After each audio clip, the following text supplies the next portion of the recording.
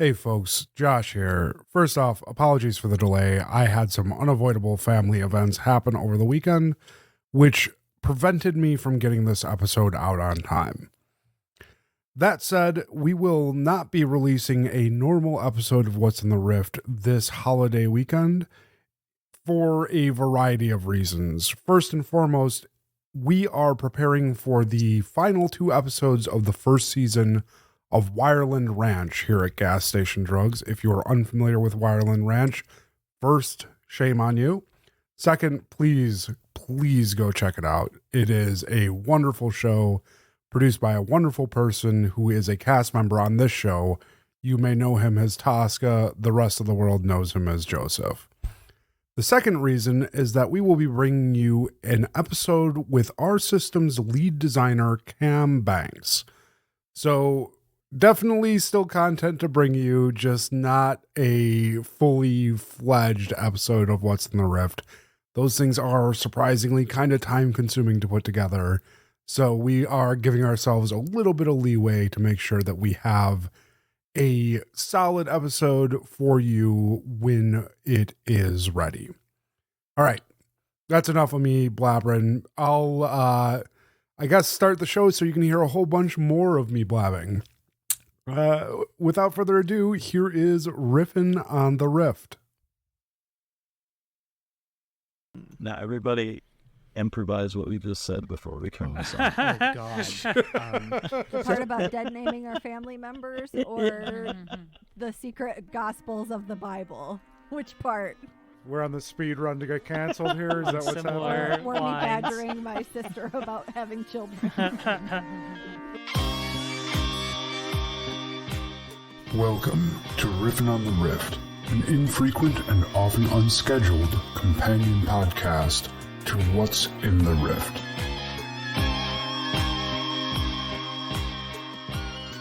Welcome back to Riffin on the Rift. I am your host, Josh Burgess. Tonight's episode features Patty Hamilton, who plays Jenny Thomas.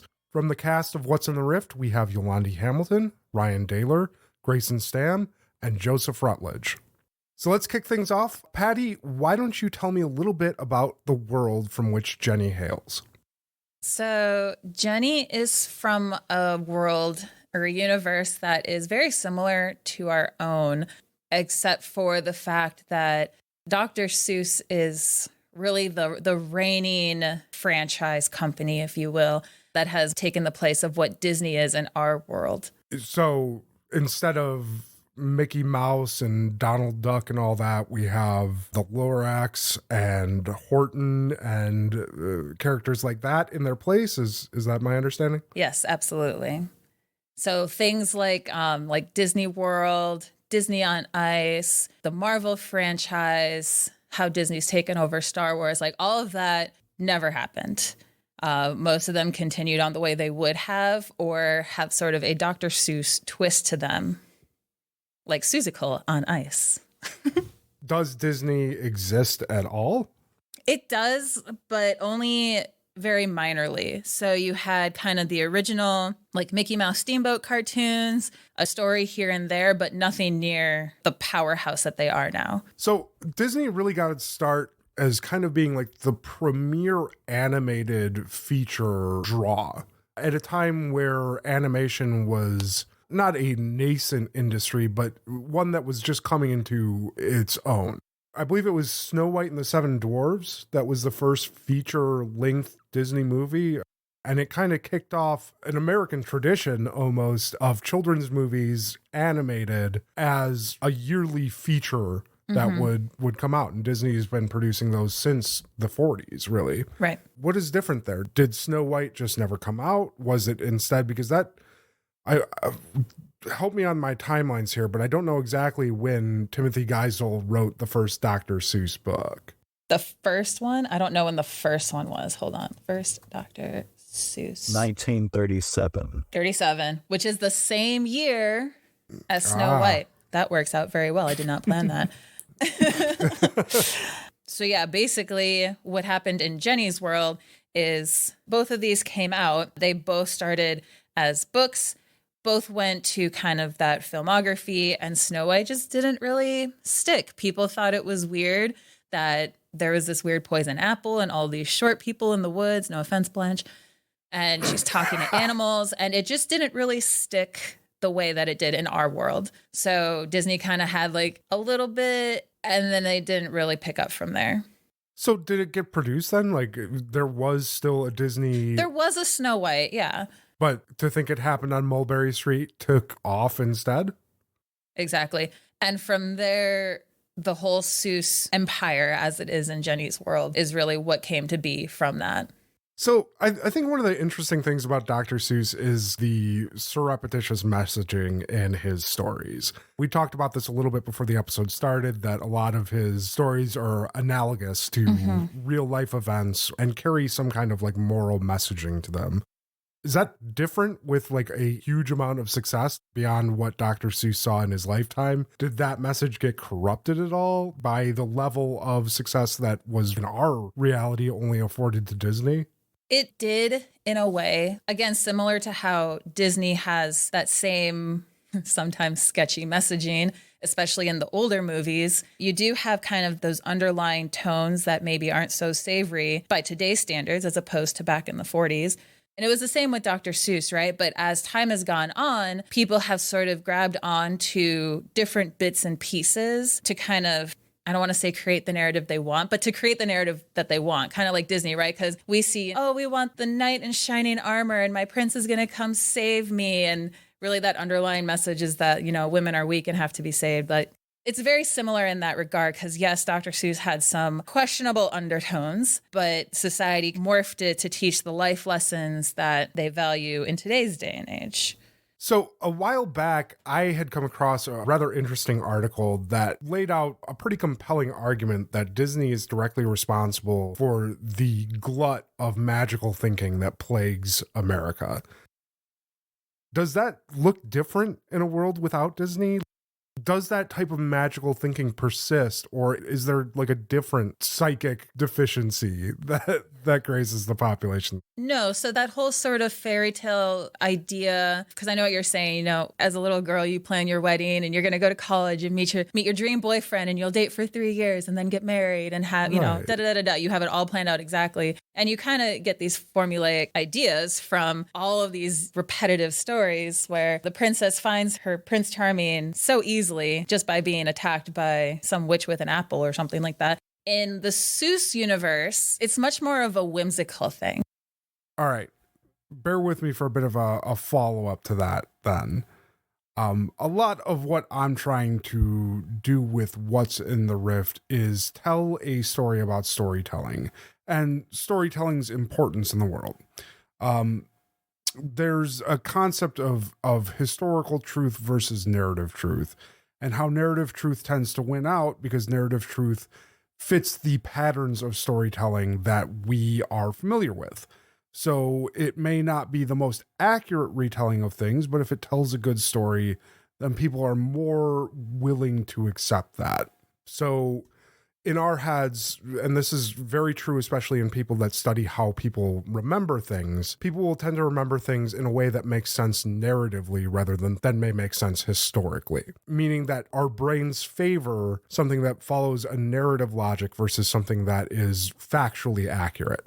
And that we are more apt to believe something that fits how we understand narrative. And this has been shown to be true across different cultures too, so that cultures that have different narrative traditions tend to believe things differently about the world. Right? Like confirmation bias you're talking? Almost. It's very similar. It follows kind of the same principles, but it's really more about how you understand things having actually happened.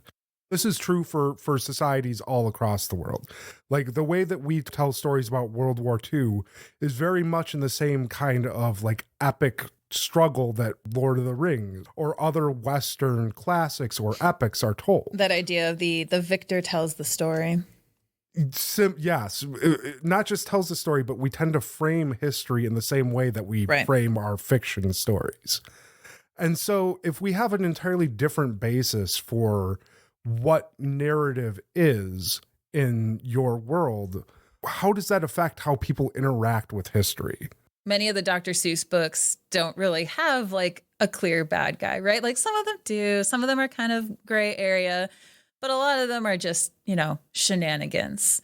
When people are telling stories about World War II is a good example, and you always hear the soldier was writing to his love back in the States, and they had all these love letters, and then they met after all these years and went on to have babies, and et cetera. There's not really any of that. Like, sure, it happened, but those kinds of things don't really make the headlines because there's such less emphasis on relationships and having the perfect relationship. And that kind of ties into the stigma around abuse in relationships, right? Because sometimes people will stick around because they want people to think they have the perfect relationship. That's not really a thing in Jenny's world. To your point, the way people tell stories is much more factual without all the fluff and trying to gussy it up. There is a bit more emphasis on trying to make things more lighthearted. So you might find some more, I don't want to say comedy or like meme type iterations of stories, but if you're going to get anything, it's going to be more of that nature rather than this fanciful, romanticized version. Does that mean there's a lot more like Dadaism, surrealism in mainstream? Hell yeah. Because like Dr. Seuss not having that A to B type of narrative and much more languishing in the weirdness and details. Right, yeah. It's kind of freed up the mindset of society to be whimsical and create ridiculous stories and go off the rails. And that's much more the general undertone of Jenny's society and her universe, as opposed to kind of that strict stay in the lines and do as Disney tells you. So in that same vein, like the thing that I remember about Dr. Seuss stories the most as a kid is the moral of the story. Like there was always some sort of moralistic point that he was driving in within his stories. Does your world find that morals and critically thinking about a situation and like how the other person feels in that situation and having consideration for those feelings is more prevalent than in our world? I would say so, because the way that you kind of go about, like you said, you have all this goofy stuff happening, but there is really a moral to the story and you see that reflected. So people will joke around, but at the end of the day, there's a point, there's a goal, there's a reason that we're here telling the story. And so you kind of see that reflected in people in general, right? They're always going to be, even if you're kind of like falling off the track and you maybe don't follow the strict rules of society, they'll bring you back because there's, at the end of the day, they have that moral anchor, if that makes sense. So we know that California and Florida are like the main like bases of Disney in our world. Like, where is the hub of the Seuss Corporation or like the Seuss theme parks located? Are they in the same areas, or like do we have them in Idaho now? Or so you do have kind of those big main areas, but it's really all based out of Massachusetts, which is where he's from. That makes sense. So Massachusetts has like Seuss headquarters. There's a big theme park in Boston.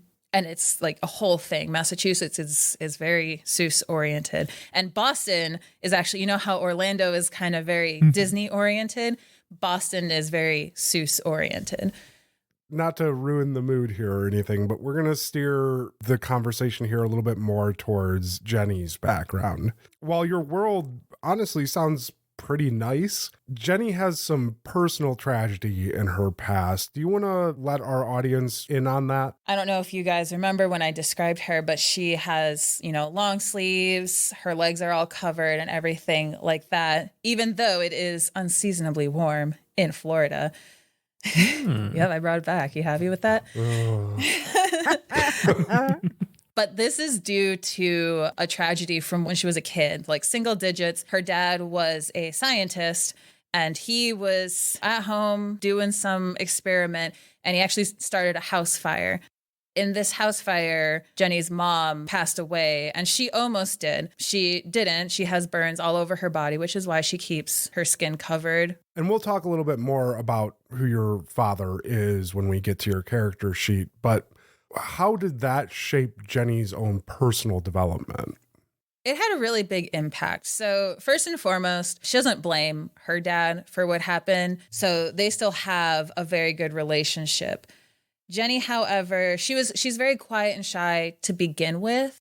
this certainly didn't help, right? And she's got scars, and especially you start getting into middle school and kids are assholes. And so that didn't really go well. So she stayed very quiet, very reserved, even more so after the incident. She does have her one best friend, Rachel. That's pretty much it. Like, Rachel's her girl. She doesn't have any other friends. Rachel will invite her out with other people. Jenny doesn't really care to really invest in those relationships. Rachel is her tie to friendship. And so they've stayed friends through high school, college. They still talk very frequently. But Jenny is, I wouldn't say socially awkward. She has more of the vibe of feeling the need to prove herself to people. I'm just trying to imagine a world where everybody's childhood idealistic standards were created by morally geared tales rather than romanticized fairy tales, and how that would shape the way in which we all interact with each other. I imagine it to be like an episode of Sesame Street, but just like all the time, everywhere. The part that's getting me about it is a lot of the Dr. Seuss stories have like a very, I guess, non-linear element to them, where things don't necessarily have to make sense to move forward. So it requires some kind of critical thinking from the child. So I'd like to imagine that the world has more, one, empathy for the morals, and two, more like critical thinking skills. Right. More of an ability to solve their own problems without needing mediators or someone to intervene, or like as children, adults to step in and figure it out. They just handle it. Sounds really nice, actually. It really does. And not so much English toward romantic situations and romantic relationships would do a lot of people a world of good. God, this is the best world we've talked about so far. What's wrong with my world? You don't want to spend time at the Church of Jason? I met the guy and he shot me. So He's a real dick. Yeah. Let's dive into your character sheet a little bit, Patty.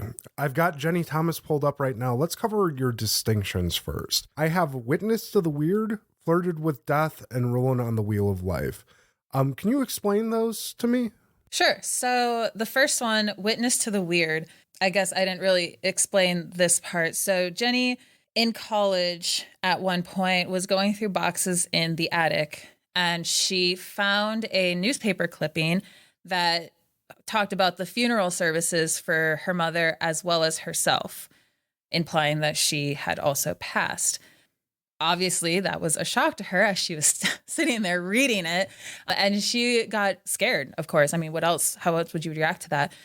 At first, she just kind of blew it off, but then weird things started happening, things along the lines of a glitch in the matrix, such as that newspaper clipping talking about her funeral services. And that's really what got her researching all of these weird phenomenon that eventually led her to the rift. Flirted with death comes straight from the fire that killed her mother, right? Because she barely made it out alive. She almost perished there. So that one is pretty straightforward. And rolling on the wheel of life, another product of making it through the fire, Jenny became very fascinated with the cycle of life and death, rebirth, that whole idea. That really drew her to Hinduism, and she looks a lot into, chakras and all that kind of stuff. She's just very fascinated with that whole cycle, right? So rolling on the wheel of life, speaks to kind of like the crazy things, right? And kind of taking it as it comes, but also more to that idea of the cycle of life. One of the notes as I'm looking through what we were covering when we first set up your character for Rolling on the Wheel of Life is the concept of samsara and the transformative power of death. Mm-hmm. And I think that's a very interesting thing, especially for Jenny, who presents herself as this kind of like shy and demure character. That's a very kind of like metal way to view the world. So it is. She does have kind of a dark side that obviously stems from the trauma and everything she went through. The shyness is more an effect of being bullied and everything and not ever really making friends and just feeling inadequate, which is why in the beginning she was kind of quiet, but as she's gotten more and more comfortable with the other characters, she's being more and more outspoken, especially, we're in kind of a weird situation, right? Like one doesn't find themselves in a different universe every day, so you kind of have to act on it. But as she gets more and more comfortable, she opens up more and more with people. And once she considers you her friend, she will do anything for you. Let's move on to the relationship section. You obviously have the D6 with every other cast member on the show, but for your unique relationships, you have a D10 relationship with Rachel Brownstein and a D10 relationship with Stephen Thomas. Can you tell me who those people are? Yeah, so Rachel is her one and only friend. They've been best friends since they were little, since before the fire. They grew up in the same town, stayed really close. They do still, like I said, they still hang out regularly. Rachel is Jenny's go-to person, right? Especially with her mom out of the picture. A lot of the how your body changes as a female, that came from Rachel and her mom and that kind of stuff, because dads get kind of awkward when that happens. Stephen is her dad. He is a chemistry professor, and he's been doing a lot of research in kind of the health and environment world, food security, ways to produce clean water, reduce pollution. You know, that realm is kind of where he lives. Jenny is still very close with him. They had a lot of heart-to-hearts, really talked about what happened, how she's feeling. So she's very close to him. Let's move on to the value section, which is something that we haven't covered in our previous Riffin on the Riffs because it was a system that we added after we started the show. I'm not going to cover every one here, but I am going to call out some specific ones just to ask for some understanding of your reasoning for the choices you've made. So I was actually... I was trying to remember if you said we can change them, because as we've been going, I'm thinking I might want to change mine. But if they're set, then they're set, because I do have my original reasonings, but I was considering changing them. They are mutable. And we had discussed this, that all your selections for values could change based on how your character changed throughout the story. I'm basing my questions right now on how these are as of October 30th here of 2023. But if you feel that they need to be updated, go ahead. Feel free to update them. So the highest one I have for Jenny is the D12 for loyalty. And that goes back to the value she has for the few friends that she does have. So like I said before, you know, once she considers you a friend, she's going to go out on whatever crazy ass limb she needs to help you out. She is loyal to a fault. The party is very quickly becoming friends with her in her mind. Obviously, that need to survive amplifies that and makes that happen a little bit faster than it normally would. But that's why I had loyalty the highest for her. And that one I would not change. The second highest one I have, the D10, is for redemption. And that is in line with what I was saying, her perception of how people view her, which may or may not be true, but she always just feels like people assume she's worthless or whatever, and she feels that need to prove herself. And that's very, very much in the forefront of her mind. And when she's meeting people and interacting with people, that's one of the main things that's always running through her head, which is why I made that the second highest. And then what I was thinking about changing was actually moving pragmatism up. Is currently a D6, which is the fourth one down. My reasoning for that is Jenny has obviously learned to survive and has had to deal with a lot of things. And a lot of that speaks to her pragmatism. And that's been coming up more and more as we're going through the story. And so as she's finding herself in this world and having to deal with all these issues, her pragmatic skills are really coming into play. Yeah, and I think that that's a very good call, especially considering that Jenny fills the straight man role more often than not in our show. And that actually speaks to the third one, which I have is justice. She always wants, you know, people, you got to do right by her, right by other people. It's not fair to cheat people out of things for whatever reason. She holds that very highly, which is, well, I'm not going to spoil the episode. Never mind. You'll have to listen to find out. The interesting thing, I think, pairing Tosca, who comes from this very ridiculous, lawless world, with Jenny, who is very much a do right by everyone type of character. It's been interesting. Yeah, helped set off that dichotomy of these different worlds and how they interacted with one another as they started to blend and meld. Right. I will say this. Of all the characters, one of the most interesting things about your values section is that you have the most stark differences between your lows and your highs. You have 3 marked as D4s in your values, and you have the most values over a D8, which I think is min-maxing, baby. Yeah, very, very interesting. And I did do that on purpose because the things that Jenny really values, she values heavily. Just to be clear, like, we are a narrative system. There's no time that I will call for, like, give me a justice roll, for instance. So you can make the same type of roles coming from a place of loyalty versus a place of self-preservation. It's just how you explain the character motivation when you do it, right? And it's a way to keep understanding your character and how your character acts in mind when you're rolling for that character, right? And that's why, because again, she's very driven by her loyalty to people, which is why I made that so high. Let's talk about your specialties. You have 2 major specialties and 2 minor, just like everyone else on the show. Your major specialties are healer and spiritualist, and your minor specialties are investigator and enforcer. Why don't you tell me a little bit about your major specialties first? Let's start with healer.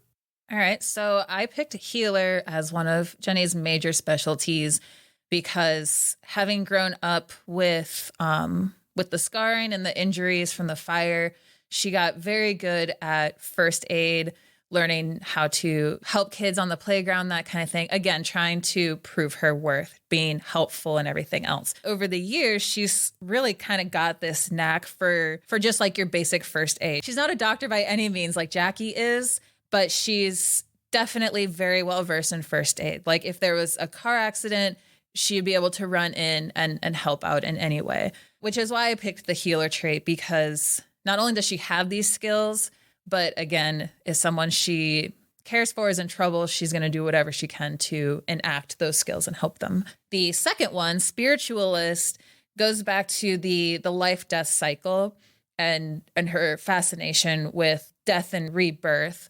So it's not so much religious, I suppose, the reason why I picked that one, although it definitely has ties to religion. It is more the spiritualist ideas of life and reincarnation and things of that nature. Just to give our listeners an understanding of spiritualist and why it would work in Jenny's situation, let me read the description for the specialty. For spiritualist, we have, this specialty is reserved for characters that possess a deep involvement with a religious or otherwise spiritual faction in their world. They understand the tenets of religion and the inner workings of religious systems. They may use this connection to mysticism as a reserve of inner strength to get themselves through trying situations. And I think that last sentence is probably key most for Jenny, as she very much relies on her understanding of Samsara philosophy and the wheel of life as a way to process and understand the world around her. Would you consider that accurate? Yeah, absolutely. It's definitely, I don't want to ruin the episode. Yeah, it's definitely something that she leans very heavily on for all the aforementioned reasons. Let's move on to your minor specialties. There we have investigator and enforcer. Let's start with investigator. So I chose investigator because Jenny, due to the glitch in the matrix type events that have happened to her, she has dove headfirst into all of the internet nonsense that you could find or imagine on glitches in the matrix, that whole theory. She is doing it very methodical, very investigative in nature, because she wants answers, right? But she wants the answers to make sense. You know, sometimes you go on Reddit or insert social media here, and there's just people, you know, talking about random ridiculous things that don't make sense. But then there's other places where people have done research and they point to data and all of this stuff. And so she's very methodical in trying to investigate this concept of a glitch in the matrix, trying to figure out if it's real and what causes it and all that kind of stuff. Okay. Enforcer, I chose because, so going back originally to the fire, she had to fight tooth and nail. So enforcer, reserved for those who can get down and dirty close up in a fight. They can punch, kick, stab. So originally in the fire, she literally had to fight her way out of the house to survive. Going forward in life, kind of that idea of not physically fighting to survive, but sort of emotionally, mentally fighting to survive based on everything that had happened, the loss of her mother, kids at school making fun of her for her burns, all of that stuff, and just sort of that general idea. But then furthermore, the way she will throw some bows if you threaten her friends. Yeah, in my notes here on your character, I do have that Enforcer was justified as she was mentally tougher than most people that you would encounter, that she was able to take more on and persist through it, which makes perfect sense to me from the context of Jenny's background. Great. So let's cover the last section here, your special effects. We have your hindrance, racked with guilt. And that's like every other hindrance. You can step down one of your distinctions by 2 to a D4 from a D8 and gain a plot point for it. What does racked with guilt signify for Jenny? For Jenny, that goes back to, it's kind of a survivor's guilt. The fact that she survived the fire, but her mom didn't. She probably would have had sort of that survivor's guilt either way, but especially after finding that newspaper clipping, that just exasperated it, right? That's why it's stepping down the distinction die, because clearly, you know, when you kind of have that pang of guilt, there's that doubt. Makes perfect sense. And then we have Death and Rebirth. Death and Rebirth reads, once per scene, you can spend 3 plot points to transfer a complication from one ally to any character in the scene. This is an incredibly powerful special effect. Can you explain a little bit about what Death and Rebirth is for Jenny? At the risk of repeating myself, it goes back to her fascination with that cycle of life and death. The application of it to this effect is making someone not die, but you're giving them such a hindrance, right? But the other person is now surviving, right? So you've now affected that cycle where one person was in the negative for whatever reason. You've now flipped that, if that makes sense. I don't feel like I articulated that very well. No, and that's the thing. I think that you might be trying to lock yourself down into something that makes sense from like a mechanical standpoint. I think from a narrative standpoint, and the reason that I allowed this special effect is because it speaks more towards Jenny being able to reframe things for other people. Yes, that's a much better way to say it. That's where it made sense to me from like a narrative standpoint in our system. So yeah, and your last one is simply called I'll Protect You. And that reads, once per scene, spend a plot point to protect an ally, preventing a complication and or hindrance. So this one is pretty straightforward. Again, her loyalty to protect her friends, which is presented by literally preventing some sort of issue. I feel like that one doesn't need too much explanation. It's pretty straightforward. No, yeah, I think that pretty much covers it. Thank you so much for joining us today, Patty. We are absolutely overjoyed to have you on our cast and to have you here to talk about your character, Jenny Thomas. This has been Riffin on the Rift. Join us next time for a very special episode appearing in lieu of What's in the Rift, as we discuss gaming philosophy, system design, and many, many more topics with the lead designer of Cortex Prime, Cam Banks.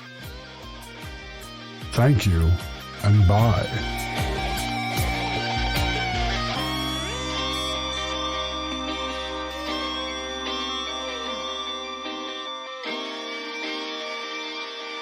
What's in the Rift and Riffin on the Rift are Gas Station Drugs productions.